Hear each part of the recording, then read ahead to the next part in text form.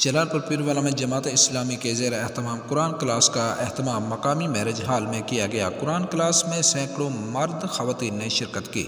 تلاوت حافظ قاری عطا اللہ نے کی، نعت پڑھنے کی سعادت حافظ ابو بکر نے حاصل کی۔ درس حدیث مولانا انعام اللہ جامعی نے دیا۔ قرآن کلاس کے معلم محترم پروفیسر عبدالصمد طاہر تھے۔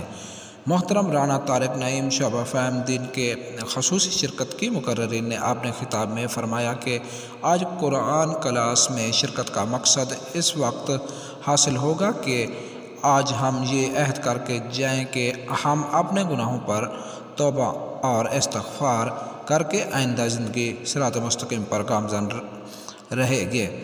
اللہ تعالی ہماری سیئات کو حسنات میں تبدیل کر دیے گا۔